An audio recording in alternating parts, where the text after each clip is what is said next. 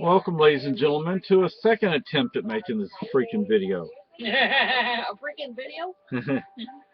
um, that's my wife in the background. This book, okay, I want to recommend this book, The Doom and Bloom, not Doom and Gloom, The Doom and Bloom Survival Medical Handbook. The problem is, as I was saying when I tried to make this the first time, is it doesn't have anything on cancer, at least not that I recall. This is the second edition. The second edition has anywhere from 100 to 140 extra pages versus we also have the first edition. But it needs to have information on cancer. Cancer is an issue you will wind up dealing with at one point or another. And as for us, we have to deal with it. I mean, we do deal with it. It's not an option for us. So, Maggie, come on. So this is a book that I recommend, but it needs to have information on cancer. Not to give a cat a kick in the butt. Make her move. Yeah, and we would like to find a book similar to this that deals with pets, dogs and cats. But yeah, this book needs to have cancer information. I mean, I have to go through here, and I'm not going to do it right now. But, I mean, I'd have to go through to see if it, really, I don't remember it having anything on cancer.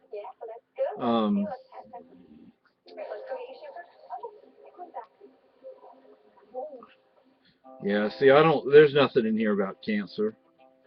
Camphor carbon. That's it. Camphor and carbon. No cancer. Now, we do have books such as, I can reach down and get this. We have this. It's kind of strange that, and we have a few other books, and like my wife said in the other video that I tried to make, It crashed. that we have another book on the way. Suzanne Summers, you said? The Suzanne Summers book on, is it cancer or breast cancer specifically? Oh, she had breast cancer. Oh, on cancer, maybe breast cancer. So,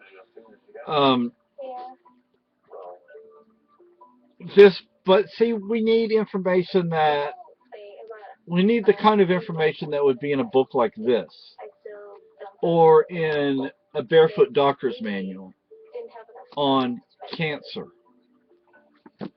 I can't emphasize that enough. And I put this on, I don't know if I put it on their website or their Facebook page, but I mentioned that.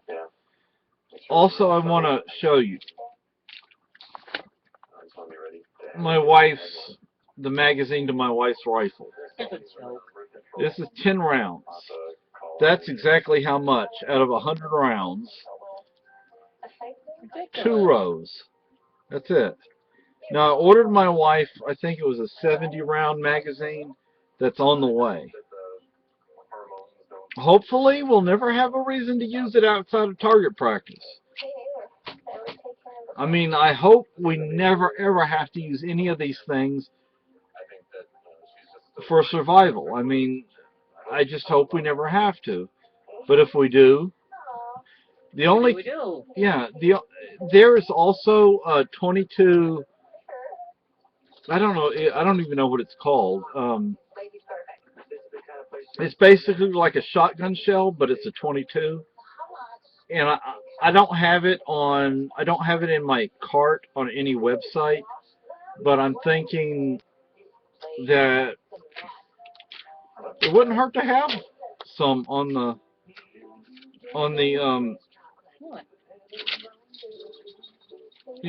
the thing is, I mean, look how small that is.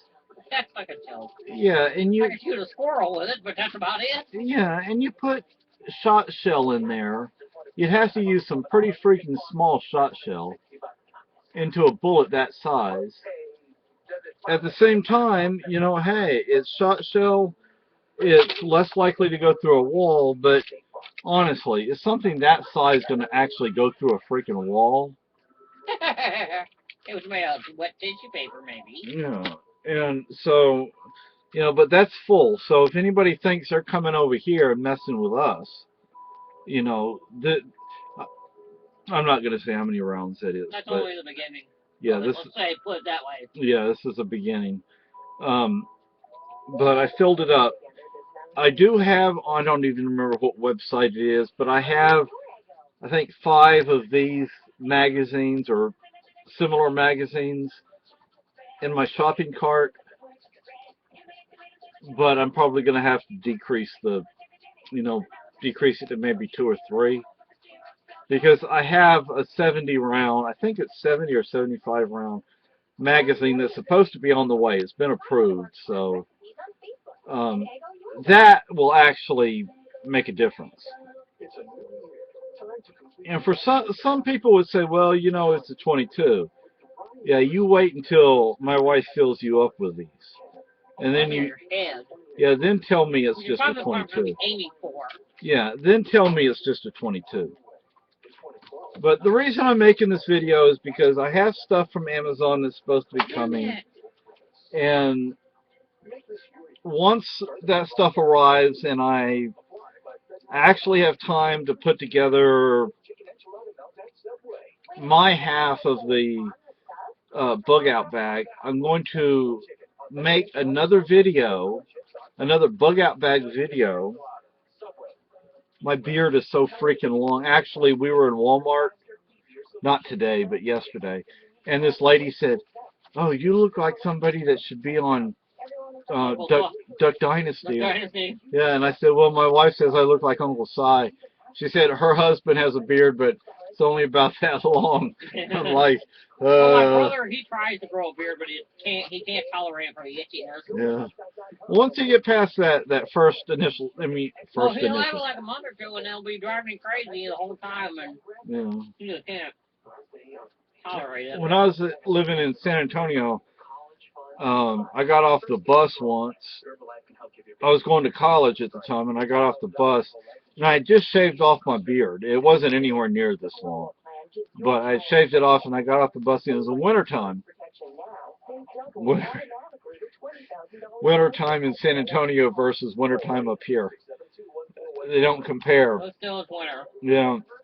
And the wind hit my face. Of course, you have wind down there. You don't have a whole lot of wind here because it's broken by the mountains, the hills, and the trees.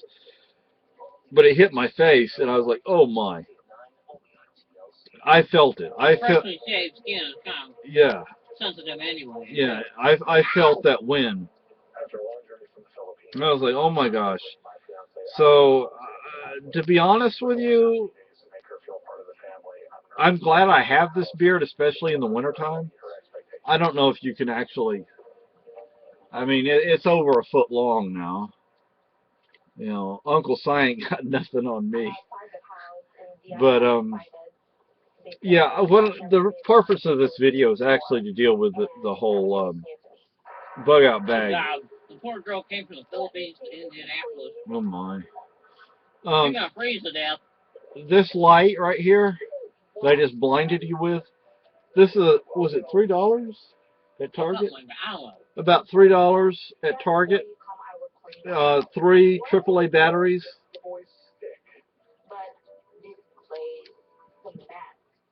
The reason I mention that is because you don't have to spend a whole lot of money on your bug out bag. Okay, you want to get,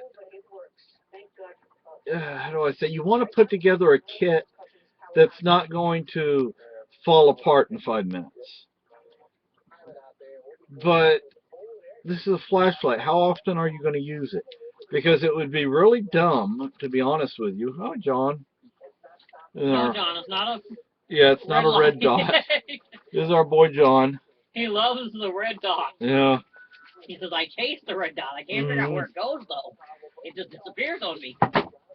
But, in a survival situation, to be with all honesty, in a survival situation, you're not going to use this a whole lot. Because if you use it, then anybody who's trying to find you or that you don't want to find you, they're going to see you. They're going to know where you're at. So you're not necessarily going to use this a whole lot. I will say that thankfully in our area we have dense forest. Most of the time. Yeah. But anyway, I'm putting together a kit. We both have a kit, but I think with this Amazon order, we will both have, I don't know how you say, a sufficient kit. I mean, it's not going to be the best. It's not the greatest, but it'll help us survive. And one of my beliefs, I don't know if that's the best way to put it, I feel that a 3-day kit is totally insufficient because you don't know how long you're going to be out there. You don't know what the situation really will be. So you may go out there for 3 days thinking you're going to go home. You ain't going home, buddy. Home don't exist anymore. Yeah, home isn't going to exist anymore. If there is a building there, think back what happened in World War II. Okay, especially with the Jews. Let's look at Dr. Viktor Frankl, a man that I admire greatly. He and many other people, Dr. Frankl was not German, he was Austrian. But Hitler was Austrian as well. But Hitler was a fucked up mess. yeah, but Dr. Frankl was actually a good guy. Dr. Frankl and a lot of other people, they tried to go home. What happened when they got home? Other people were living there. Yeah. So, yeah, so you bug out for 3 or 4 days. You try to go home. Either there are going to be soldiers and police and whatnot there, either on the streets or occasionally going by, or there's going to be somebody else living there. No, if somebody else living there, you shoot them. So you really think 3 days isn't going to do you? And in our environment, 3 days could be hell. Yeah, humping through the woods for 3 days, you're not going to move. I mean, you're not going to gain a whole lot of ground in 3 days up here. The going's going to be slow, and depending on the time of year, it's going to be another issue. As I speak to you, there's not a whole lot of snow on the ground. Snowshoes and skis would be useless right now. You'd actually make better time with boots. But there are times when skis and snowshoes would be more advantageous. But you don't know when it's going to be that you need this or you need that. And winters last a long time up here. They tend to be pretty severe. What in the hell is with this stupid ass piece of shit computer of mine? So, you need to think, I mean, you need to keep in mind that you don't know what's going to happen. You don't know when it's going to happen. You may need your bug out bag in a matter of seconds. You may not have time to get it. You may have to climb out a window and run through the woods. If you live in the suburbs or in a city, you're not going to have the opportunity to do this. There are going to be soldiers and police in the streets. We live in a rural area. We can bug out, maybe, depending on exactly what happens. There are no military bases around here that we know of. This is a National Guard armory. I don't know if it's technically an armory, but there's a National Guard facility. Where? As you go into Keene near Swansea. Oh, that thing. Yeah. I think that's more like an administrative building. So, we would probably be in a situation, we'd probably be in a better situation than a lot of people. although you have to, I'm not going to say a whole lot here, but, you know, troops could come into our area quite quickly, quite easily. But there are so many rural roads that they wouldn't be able to secure everything quickly. Okay, and you have to consider there are logging roads, there are private roads, there are state roads, there are town and city roads, there are county roads. You know, there are fire, you know, the people who deal with the fighting forest fires, those kind of roads, forest fire roads. I don't know what they would be called. Um, there are training roads. You know, we have near us, we have a forest fire training, forest fire fighting, I don't know how you say, training facility. But I think right now all they do is like make Meals on Wheels there. Okay.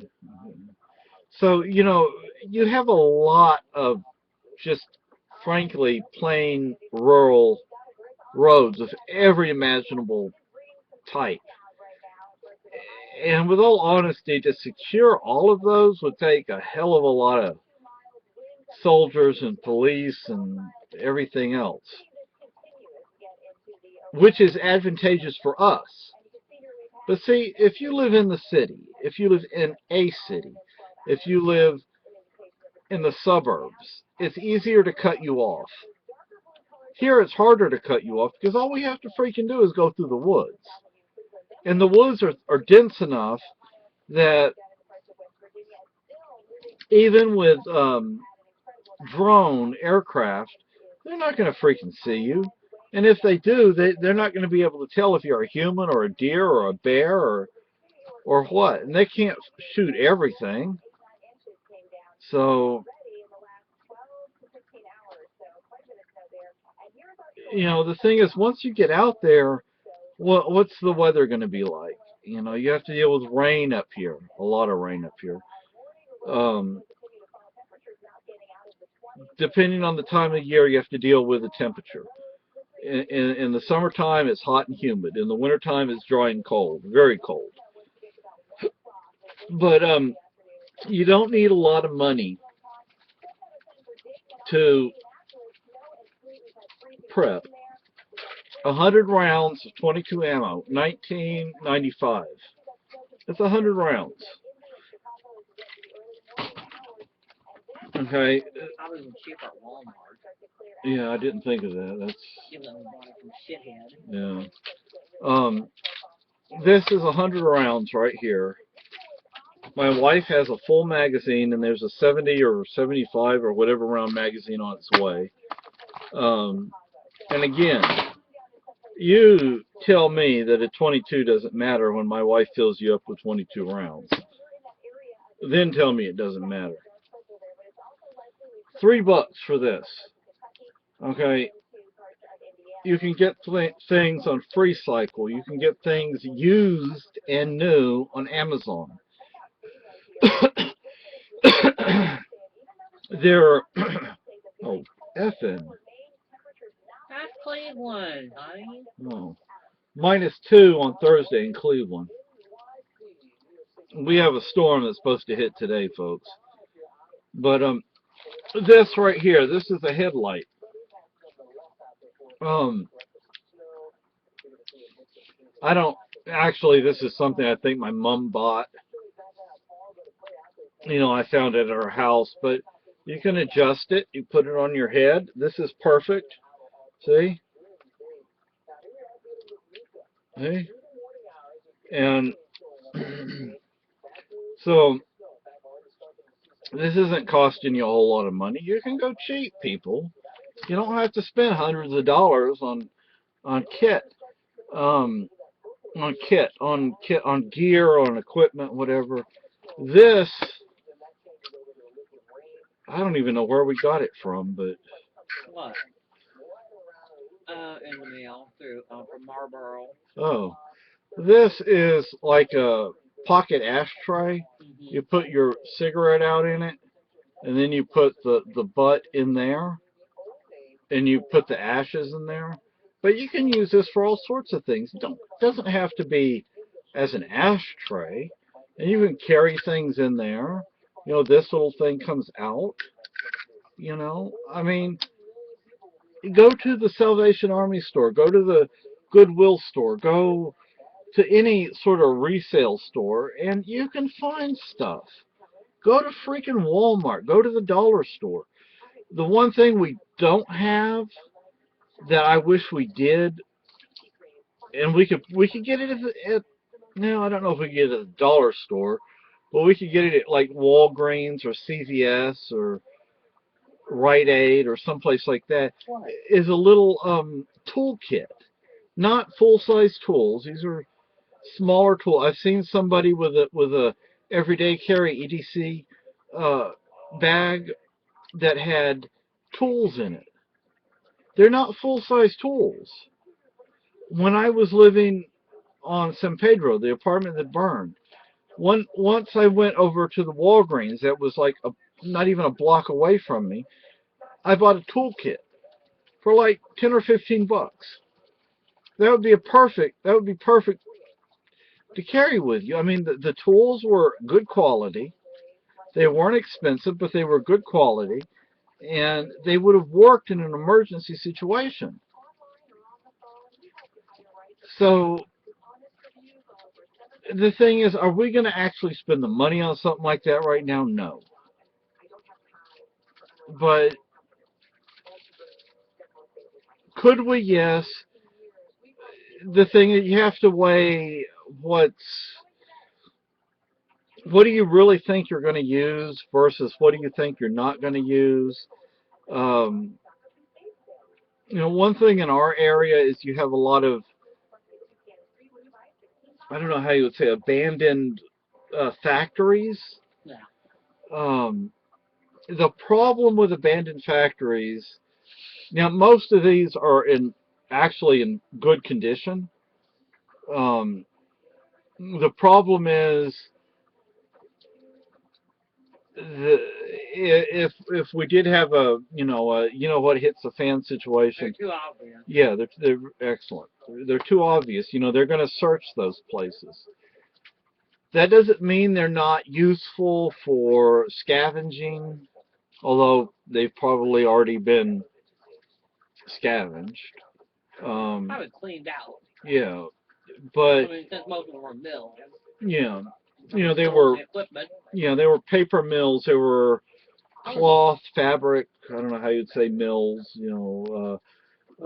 Woolen. So.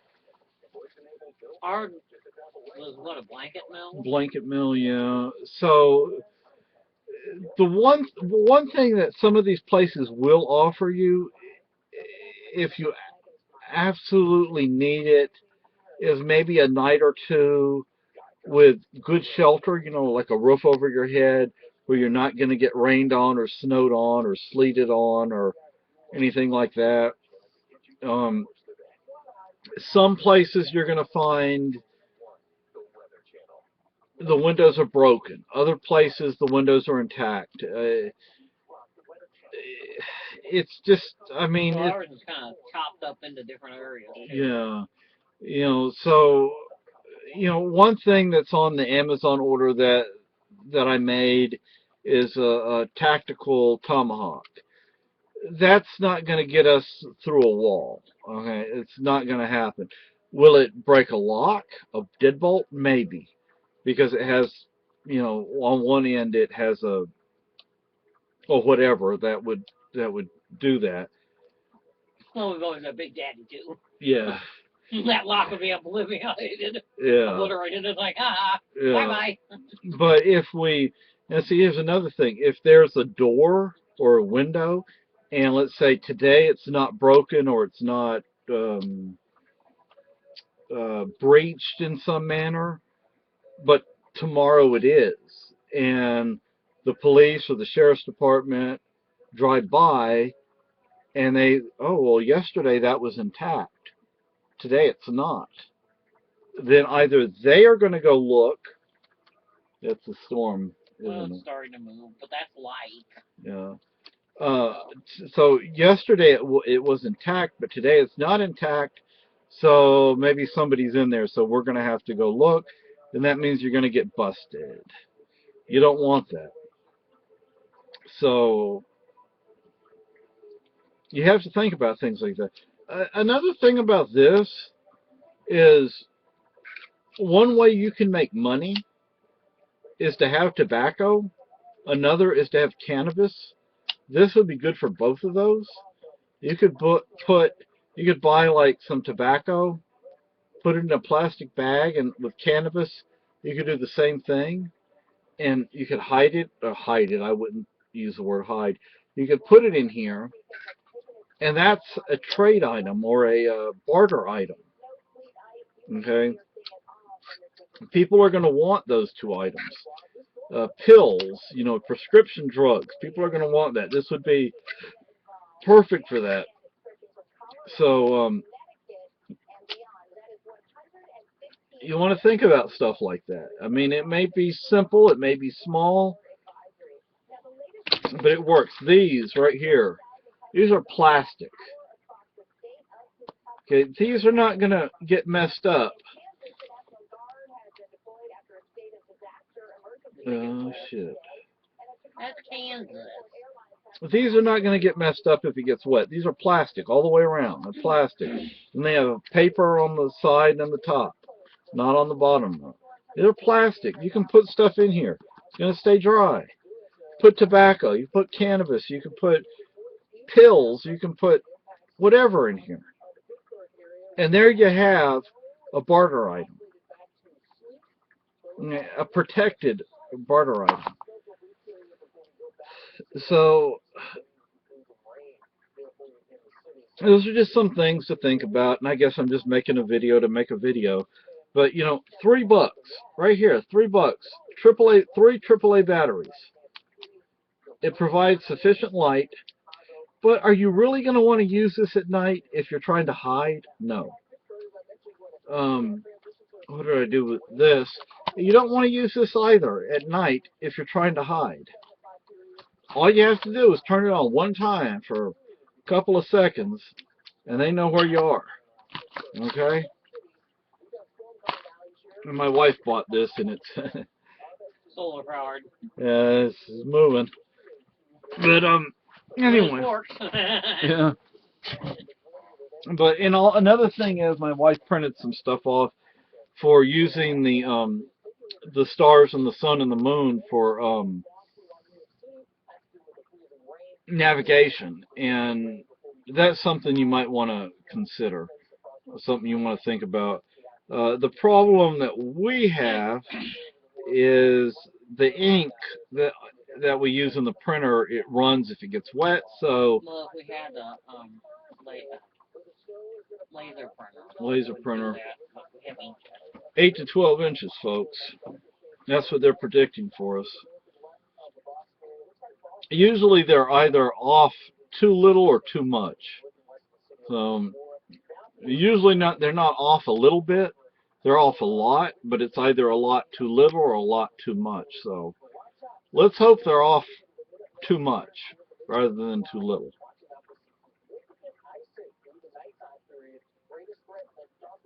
Oh, that's the D.C., New York, Pennsylvania. Mostly. Yeah. Washington. That's D.C. there. They're showing snow, folks. But, and that's another thing. You deal with snow. Snow is wet. Snow. It's winter. Yeah, snow. You get snow on you, your body heat is going to melt some of it. You're going to get wet. You're going to get cold. You're going to get hypothermia. You don't want that. That's another thing on the Amazon order is a tarp. It's a camouflage tarp. Another way you can keep your body heat from being as noticeable to, say, drones or any other equipment is to use those space blanket. Space blanket, that's what it's called. Yeah. what it's going to do, though, is provide a blank spot, like a dark spot, and your heat is going to radiate out to the sides. So somebody knows what they're looking at. They're going to notice. They're going to go, oh, yeah, there's somebody there. Or at least there's something there that we need to either take out or investigate. So, but, you know, space blanket is going to help reflect your heat back to you rather than losing it to evaporation. But anyway,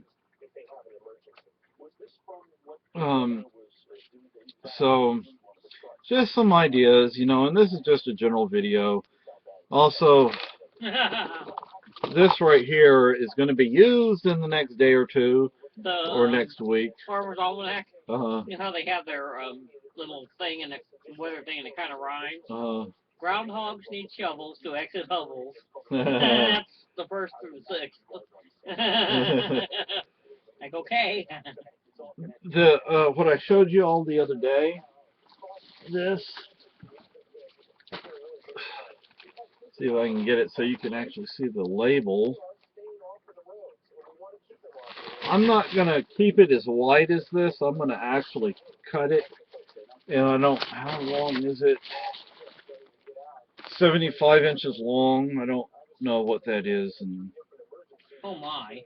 What? A groundhog may even take a bite out of every squash or pumpkin in a row instead of consuming just one. Oh my. I think I'd shoot the damn fucker. Yeah.